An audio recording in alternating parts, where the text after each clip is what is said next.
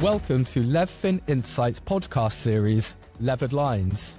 I'm Luke Miller, Global Editor-in-Chief at LevFin Insights. I invite you to listen to our series of podcasts where we interview key market participants as we look across the main themes impacting the leveraged finance markets. And with that, over to the team. Welcome to LFI Levered Lines. My name is Kerstin Kubanek. I'm senior reporter at LFI, and with me today is Nick Baldwin from Lincoln International, Managing Director. Thank you very much for joining. Yeah, of course. Hi, Kerstin. Glad to be here. According to your own report, the covenant default rate for private companies has increased to 3.9% in Q3 2025. What were the main drivers for this trend? Sure. Yep, that's exactly right. It has increased this period. And in fact, it's at the highest level since we've been tracking it for Europe, which doesn't go back terribly far, but dates back to Q3 2023. That 3.9%, I should quickly mention, is kind of comprised of, it can be broken down into two categories, both covenant defaults, but also covenant holidays. In total, the two combined is 3.9%, but 3.4% of the loans we were valuing were on a covenant holiday, and 0.5 were in a default or a breach. So over 80% of these breaches were waived or on a holiday. So I just want to make that comment. But nonetheless, it is the highest level when you combine the two that we've been tracking. And there's probably a couple things that really lead to that. Overall, across all of the loans and valuations we're performing for the private credit space and the direct lending market in Europe, we find that we're monitoring underlying portfolio company performance. And on the whole, it's fairly robust. We continue to see good revenue growth, EBITDA growth, and EBITDA margins holding steady. But when you kind of peel back the onion a little bit, there's definitely a cohort of loans and portfolio companies that are underperforming that average, of course. And what we've observed over the past few periods is that when you're tracking covenant headroom, the cohort of businesses that we're valuing that have a covenant headroom of less than 10% has been steadily increasing. In Q3, it was about 15% of the loans we valued had a covenant headroom of less than 10%, and that's double the 7%, which was the case in Q3 2023. So we've seen a large increase.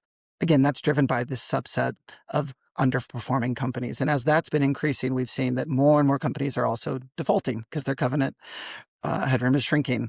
Now, that's still obviously on that less than 10%. It's not necessarily breaches. It's 0 to 10%. So those companies haven't breached quite yet.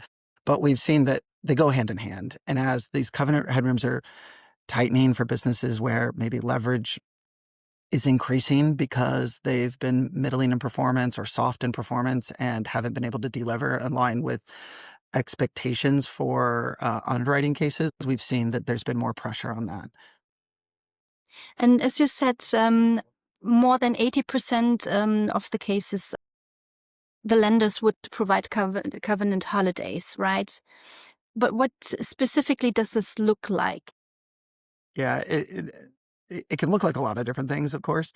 But typically what this means is there's a period of time where they're just waiving or, putting the covenant test on a holiday, if you will. And that can be a quarter, it can be 2 quarters, it can be longer. It's going to be a little bit facts and circumstances based on what's happening at the portfolio company.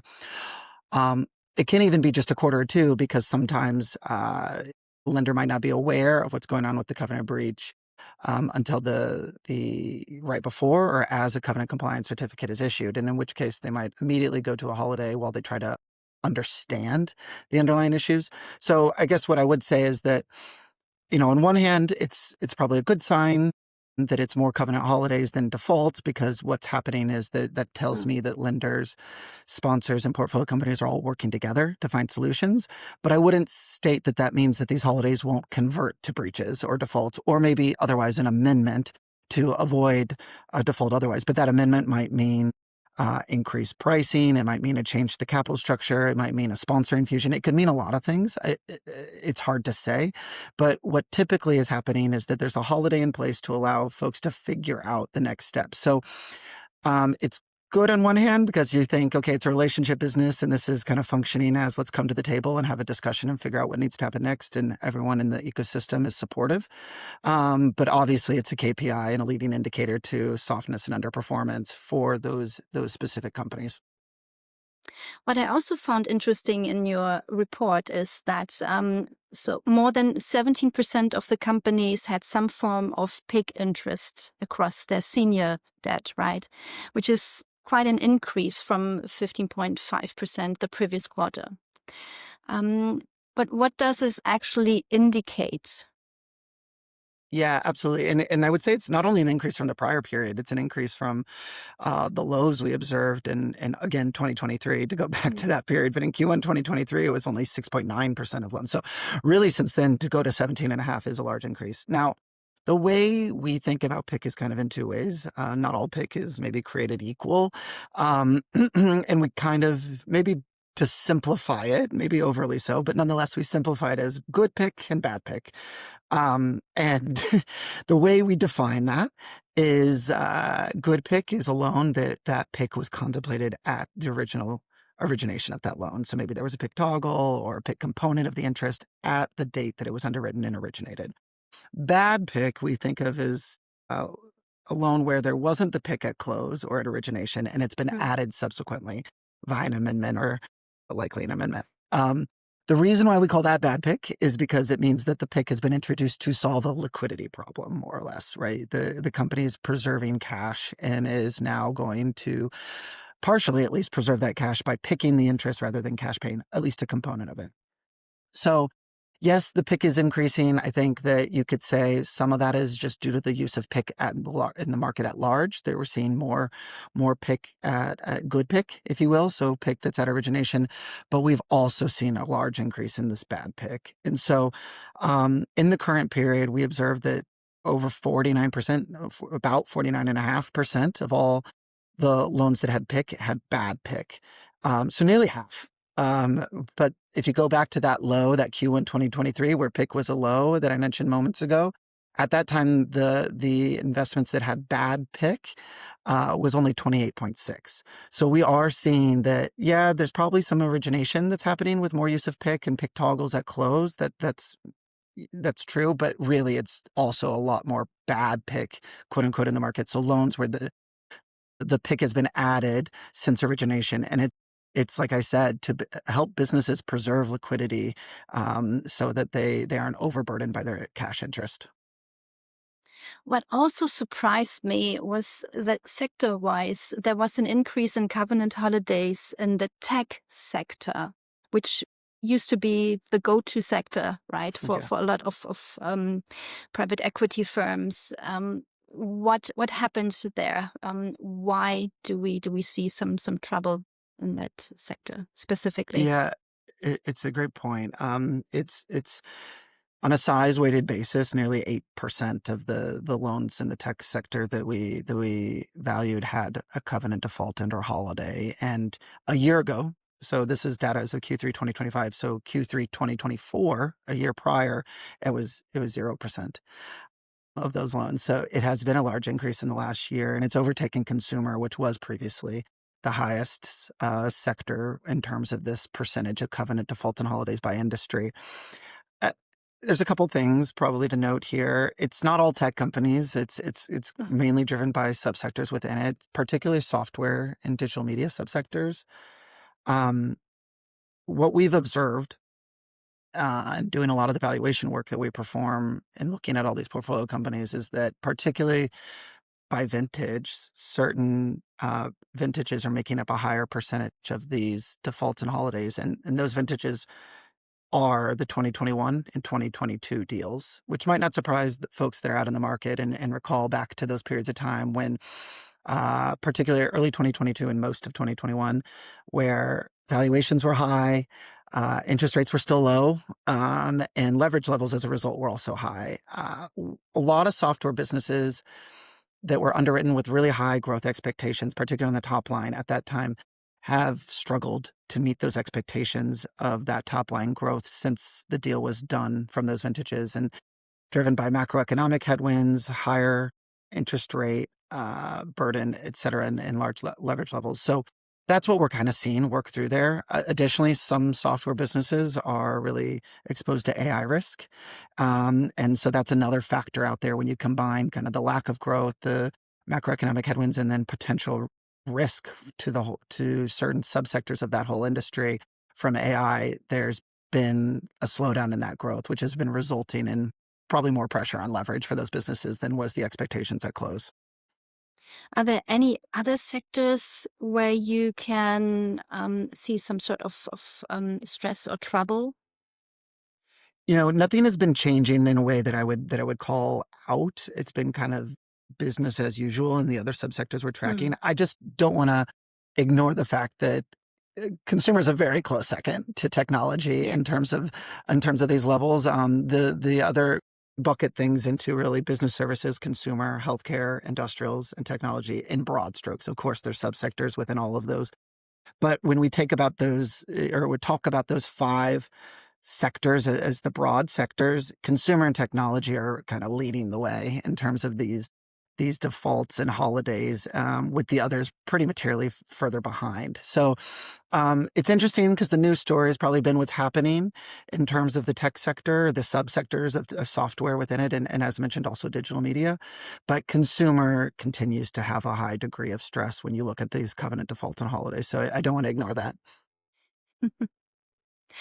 And what also surprised me this year specifically is that all the spreads in the lower mid-market have also come down significantly. And it used to be the case that that specific segment of the overall market was isolated, right, from the margin pressure that we've seen in the upper mid-market or the core mid-market. But now we see in the lower mid-market spreads getting tighter and tighter, almost the level of upper or core mid-market. And what's the driver? Do we see a lot more competition there? Is there a lot more activity going on? What's the driver? Yeah, it's a good point. I think there's a couple things to comment there. One, I think, first of all, the spreads are still wider for these smaller businesses. That's for sure. There's still a premium, all else being equal, for a smaller company over some equivalent business that would be larger. So I wouldn't say that the premium is gone, but you're right. It has been tightening over the course of this year, the margin for that size businesses. But that's been the case across the whole market. So I think what we've observed recently, and when I say recently, I mean in the last couple months, we don't we don't take the view that spreads in the private credit market change, from day to day. It's more about trends over time. But nonetheless, there are changes, and sometimes they can be more rapid than others. What we observed is, zooming out a little bit and ignoring company size for a second, there was a really competitive market to the beginning of the year. M&A was starting to come back, and there was definitely competition on the financing side as well, and spreads were tightening and leverage was pushing higher. Come April, as a bit of a recent history reminder for everybody, come April, there was a lot of macroeconomic noise around tariff announcements, particularly out of the US. And what we saw at that time was deals that were in process kind of closed, particularly if there was no concern around tariff risk, but there was a real hold to bring new things to market at that point in time. Also, at the same time, a lot of price discovery was occurring, both on the M&A side, but also on the financing side. And lenders that we were speaking to real time in the market were saying, yeah, we'd like to get wider pricing to commensurate us for what's perceived as higher risk, all else being equal, of course. And they would go to market and try to ask for maybe 25 to 50 bips wider pricing relative to the pre-April tariff announcements. What ultimately happened was there was a lot of effort to try to do that, but the competition for deals remained strong because the deals that were coming to market were still perceived to be the highest quality. So there was a real snapback. And basically, what we then observed over the rest of 2025 year-to-date period is continued pressure in the competition for certain deals, most deals out in the market that are getting done. So that started in the large cap with tightening because those were the highest, perceived as the highest quality deals, that then moved down to mid-market, upper mid-market, mid-mid-market, and now into lower mid-market. So I don't know that it's so much a phenomenon of the lower mid-market as much as it's been a natural progression of the market as a whole over the course of this year. And as more and more players have moved down market as well to try to seek new deals, higher returns, et cetera, you see more competition in the lower mid-market. But I would say it's more a continuation of a trend that we've been observing across the whole market over the course of the full year. I don't think it's unique to just the lower mid-market right now. Yeah, that makes sense. And if you look into next year, 2026, what do you think will be the main challenges for the market overall?